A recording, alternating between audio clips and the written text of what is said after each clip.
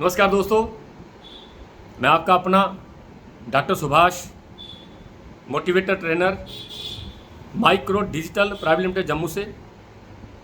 और आज दोस्तों आपके सामने एक ऐसा टॉपिक लेके रूबरू हुआ हूँ जिस टॉपिक को मैंने एक नाम दिया है, वो है कैसे मिलेगी एमएलएम से आज़ादी, कैसे आज़ाद हो जाएंगे हम नेटवर्किंग से।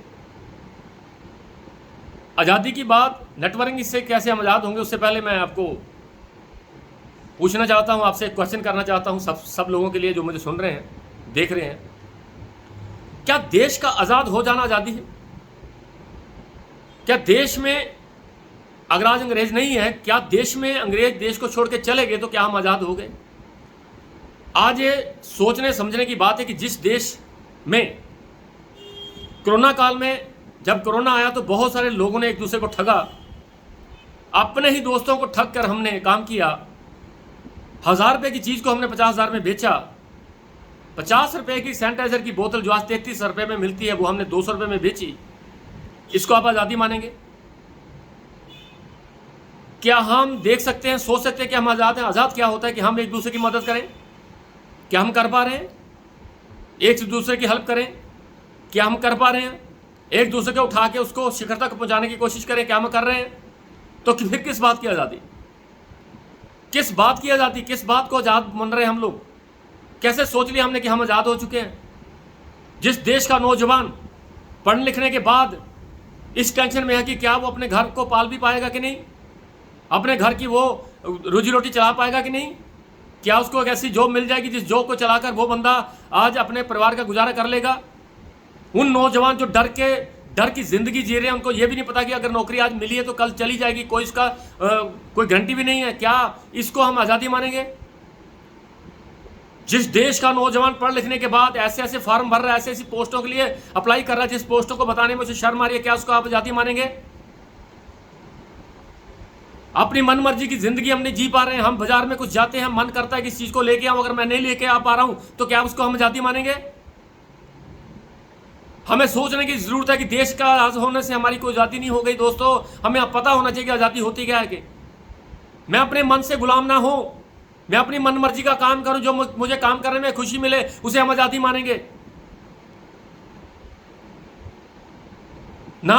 हम आज़ादी क्या होती है कि हमें नौकरी ना खोने का डर हो, मुझे इतनी इनकम आए कि मैं अपने परिवार के सपने, मैं समाज के सपने, मैं नेशन के सपने पूरे कर सकूं, मैं सोशल काम कर सकूं, उसे हम आज़ादी मानेंगे। मैं अपने परिवार के बारे में अच्छा सोच सकूं, उसको हम आज़ादी मानेंगे। मैं ऐसा काम करूं जो टैलेंट मेरे अंदर था, जब मेरे अंदर है, जब मैं उसको निकाल कर अगर मैंने मार्केट में बिखेर दिया तो मुझे बहुत सारी पॉसिबिलिटीज मिल जाएंगे, मुझे बहुत सारा फायदा हो जाएगा, मैं बहुत सारा परिवार को सुख दे पाऊंगा। इसको बोलते हैं हम आज़ादी। और आपको कोई ऐसा काम मिले, आज़ादी क्या होती है, मैं आज़ादी की डेफिनेशन बता रहा हूं। आपको ऐसा कोई काम मिले जिसमें बहुत सारी संभावनाएं हो, और आपको समाज से, आपको नेशन से, आपको दुनिया से सिर्फ संभावनाएं मिलेंगी।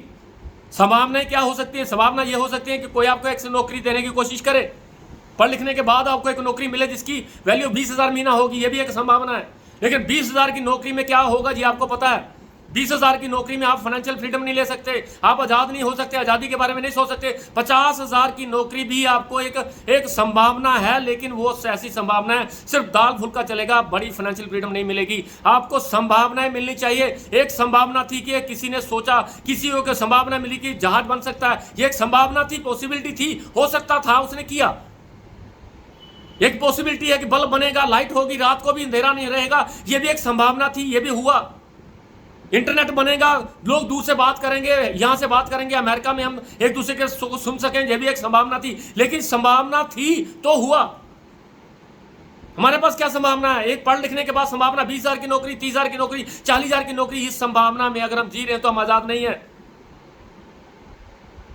आज आज़ादी क्या है कि मैं अपने देश को अपना समझ सकूं, अपने देश के लिए कुछ कर सकूं, अपने देश के लिए मैं मर मिट सकूं। ऐसी संभावनाएं अगर मेरे पास नहीं है तो मुझे लगता है कि मैं आज़ाद नहीं हूं।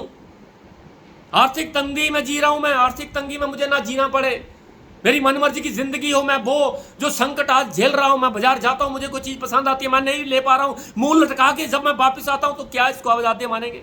मैं जाऊं और जब अपने मनमर्जी की चीज को खरीद के ले आऊं, मैं इसको आजादी मानूंगा? आप बोलते हो कि अभी मैंने बोला कि एमएलएम से कैसे मिलेगी आजादी।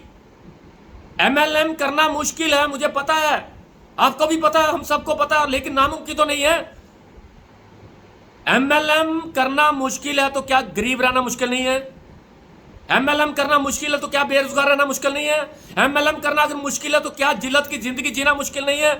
पूछिए उन गरीबों को वो कैसे जी रहे हैं, पूछो उन बेरोजगारों की क्या वो जिंदगी जीना चाह रहे हैं, क्या वो मुश्किल नहीं है? गरीब रहना भी मुश्किल है दोस्तों। अगर आपको एमएलएम में कामयाबी लेनी है तो कामयाबी लेने के लिए अगर मुश्किल आ रही है तो क्या गरीबी रहने में मुश्किल नहीं आ रही? आ रही है मुश्किल। डिसाइड करना पड़ेगा कितना प्यार करते हैं आप अपने कारोबार से, कितना प्यार करते हैं अपने ड्रीम से, कितना प्यार करते हैं अपने टारगेट से, कितना प्यार करते हैं उस शिद्दत से करने वाले काम को। आपको याद होगा 13 अप्रैल 1919 का वो दिन, जलियांवाले बाग का वो कांड, जलियांवाले बाग में जो गोलियां जनरल डायर ने चलाई थी, बहुत सारे लोगों को शहीद किया था, आपको याद होगा। तब एक छोटा सा लड़का उस सारे मंजर को देख रहा था, सारे सीन को देख रहा था, उसने अपनी मिट्टी को हाथ में उठाया और बोला कि मैं इस खून का, इन लोगों के मरने का बदला लूंगा। ऐसी शिद्दत के साथ उस बंदे ने कसम खाई उस मिट्टी की कि मैं इस जो आज मैंने अपनी आंखों से देखा, मैं इसका बदला लूंगा। और उस लड़के ने जब इससे ठान लिया, जब करना शुरू कर दिया, तो 1 साल 2 साल, आपको क्या लगा कि ये होने में कितना टाइम लगा होगा? 1 साल 2 साल 3 साल 4 साल 5 साल 6 साल 7 साल 8 साल 9 साल 10 साल नहीं, 11 नहीं 12 नहीं 13 नहीं 14 नहीं 15 नहीं 20 नहीं 21 साल लगा दिए उसने उस कारोबार का बदला लेने के लिए, उस काम के लिए, उस अपने ज्वाला के प्रति जो उसके अंदर में चल रहा था कि मैं इसका बदला लूंगा लूंगा लूंगा। और 21 साल के बाद उस बंदे ने जिसका नाम आप बड़ी जानते हो, जिसका नाम है शहीद उधम सिंह, उसने जनरल डायर को कैंक्सन हॉल में जाकर 13 अप्रैल 1940 में गोलियों से मार दिया।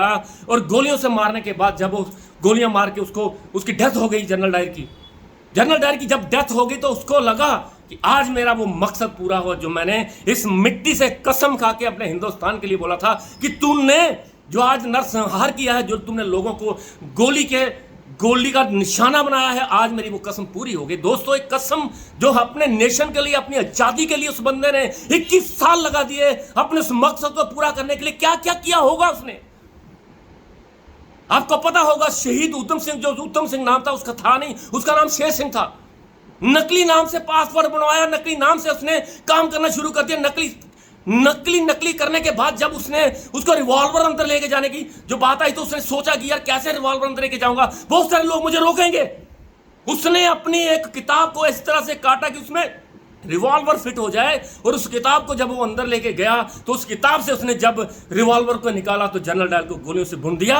और जब जनरल डायर को गोलियों से भून दिया तो उसने अपने हाथ खड़े कर दिए कि ये लो, मुझे हथकड़ी पहनाओ, आज मेरा मकसद पूरा हुआ। मुझे मरने का गम नहीं है, लेकिन मुझे उस कसम का वासा जो मैंने बचपन में, मैंने 6 साल की 7 साल की उम्र में जब मैंने वो सीन देखा, तब मुझे अंदर से आग लगी और मैंने सोचा कि मैं जब तक इसका बदला नहीं लूंगा मैं चैन से नहीं बैठूंगा। 21 साल के बाद आज मुझे चैन मिला। आज मैं अपनी धरती मां को वो दिला पाया। आज अपनी धरती मां को वो कसम जो मैंने खाई थी उसका बदला मैंने देकर आज मुझे शांति हो रही है। आज मैं मर भी जाऊं तो मुझे कोई प्रॉब्लम नहीं है। ऐसी शिद्दत के साथ जिया है बुलबुल का।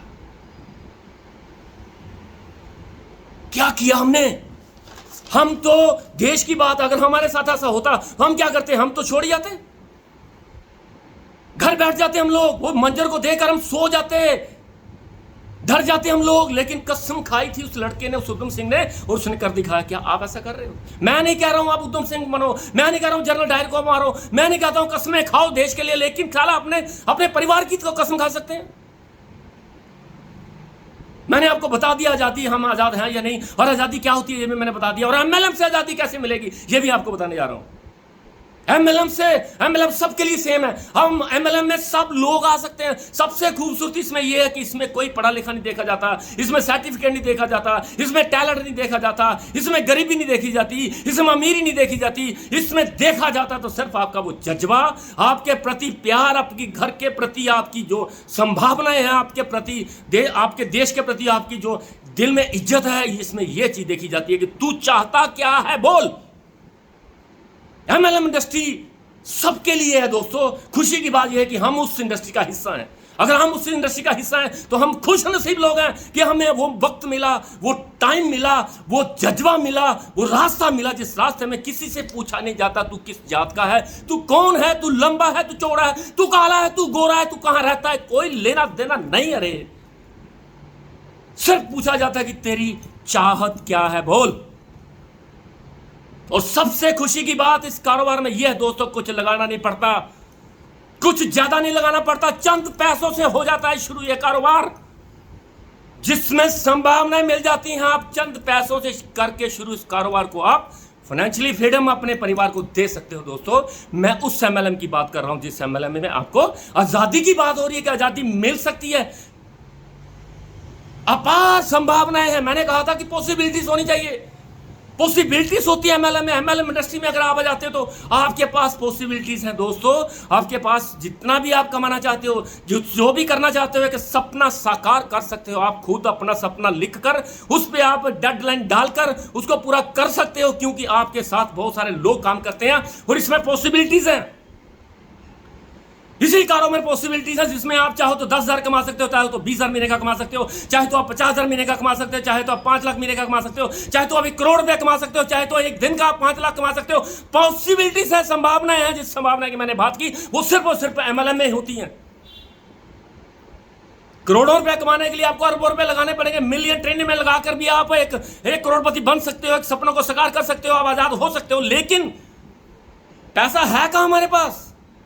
पैसा ही नहीं है। उस पैसे की तो बात हो रही है। अगर पैसा होता तो मैं भी अंबानी अडानी होता, लेकिन मैं एक एमएलएम इंडस्ट्री में आके अंबानी की जैसी जिंदगी जी सकता हूं। इसमें पॉसिबिलिटीज है, इसमें संभावनाएं हैं दोस्तों। इसमें संभावनाएं होती हैं जिसमें संभावनाएं अनलिमिटेड हैं, कोई लिमिट ही नहीं है। 50,000 भी कमाया जा सकता है, 5 करोड़ भी कमाया जा सकता है। मैं इसको बोल रहा हूं, अगर संभावना है तो हम आजाद हो सकते हैं, हम आजादी के बारे में सोच सकते हैं।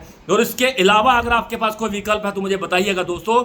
मैं गारंटी से कह सकता हूं कि एमएलएम इंडस्ट्री के अलावा आपको कोई भी ऐसी इंडस्ट्री मिलेगी नहीं जिस इंडस्ट्री में आप अपने मनमर्जी की जिंदगी जी सकते हो, जिस इंडस्ट्री में आपकी अपनी जिंदगी होगी, लोगों के द्वारा बनाया हुआ नेटवर्क होगा, एक ऐसा नेटवर्क होगा जिस नेटवर्क के द्वारा आप अपने उस परिवार के उस नेटवर्क के एक सिपा सिलार होंगे और आपकी वजह से हजारों लोगों की जिंदगी बदल जाएंगी। हम उस कारोबार में हैं।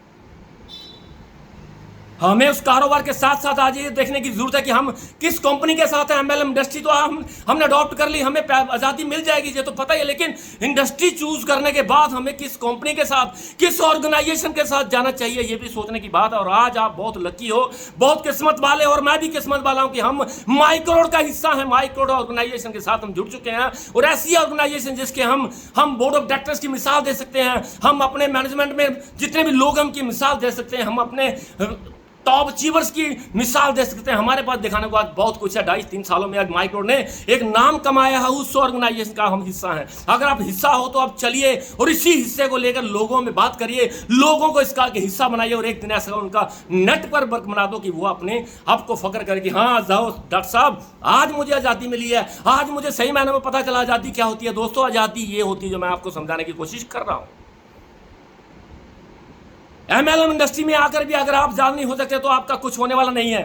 और एमएलएम इंडस्ट्री में एक ऐसा ऑर्गेनाइजेशन, ऐसा काम, ऐसी कंसेप्ट, ऐसी company Microd digital private limited Jammu, जो सिर्फ आप लोगों के लिए जीती है, सिर्फ आप लोगों के लिए मरती है दोस्तों, जो दिन रात सिर्फ और सिर्फ अपने एसोसिएट के लिए काम करती है। पहली बात ऐसी कंपनी मैंने देखी है जो सिर्फ और सिर्फ एसोसिएट का सोचती है, लीडर्स का सोचती है, अपने उन एसोसिएट्स का सोचती है जो जिनको उन्होंने एक बार बोला था कि ये मेरा परिवार है, इस परिवार को मैं टूटने नहीं दूंगा। और गारंटी मैं भी करता हूं दोस्तों कि अगर आप हमारे साथ कंधे से कंधा मिला के काम करेंगे, अगर आप ईमानदारी से काम करेंगे, तो हम इस माइक्रोड को बुलंदियों पर लेके जाएंगे। और एक दिन ऐसा होगा, आपका भी एक नाम होगा, और आपका भी एक नाम ऊपरे 10 लोगों में होगा, और आप भी जब सेमिनार मीटिंगों में जाएंगे तो आपके लिए एक चेयर लगी होगी, उसके ऊपर आपका नाम होगा और उस चेयर को कोई ऊपर बैठेगा नहीं। ये चीज़ सोचकर अगर आप इस कारोबार में, इस MLM इंडस्ट्री में, इस माइक्रोड का हिस्सा बन जाते हो, एक माइक्रोड में काम करके आप अपने परिवार की फाइनेंशियल फ्रीडम के लिए काम कर जाते हो, तो एक दिन ऐसा होगा आपके ऊपर उस भगवान को भी फक्र होगा, आपके ऊपर आपके माँ बाप को फक्र होगा, आपके ऊपर आपकी बहन को फक्र होगा, आपके ऊपर उन लोगों को फक्र होगा जो लोग आपके मुंह पे तमाचा मारते थे, जो लोग बोलते थे कि ये काम नहीं होगा, छोड़ इस काम को, किस काम में तू पड़ गया। उन लोगों को भी आपके ऊपर एक फक्र होगा। अगर मैं व्यक्ति के साथ, अगर मैं इस कंपनी को अगर ईमानदारी के साथ काम करूंगा तो दोस्तों एक दिन वो आ जाएगा जिस दिन के लिए आपने इस कारोबार को अडॉप्ट किया था। आज की वीडियो में दोस्तों बस इतना ही। MLM में से कैसे मिलेगी आज़ादी मैं आपको बता चुका हूं, और हमें करना क्या है ये भी मैं आपको बता चुका हूं, किस कंपनी के साथ जाना चाहिए ये भी मैं बता चुका हूं, और हम मिलजुल कर इस कारोबार को बहुत बुलंदियों तक लेके जाएंगे, और उसके साथ मैं आपके साथ हमेशा खड़ा रहूंगा। और आखिर में जो बात मैं बोलता हूं वो फिर बोलूंगा, स्वस्थ रहिए, खुश रहिए और लोगों से प्यार करिए, रिश्ते बनाते रहिए और तरक्की करते रहिए। माइक्रोड आपके साथ है, मैं आपके साथ हूँ, मैनेजमेंट आपके साथ है, बोर्ड ऑफ डायरेक्टर साहब आपके साथ हैं, को फाउंडर्स आपके साथ हैं, सीनियर लीडर आपके साथ हैं। Thank you very much. जय हिंदुस्तान, जय भारत।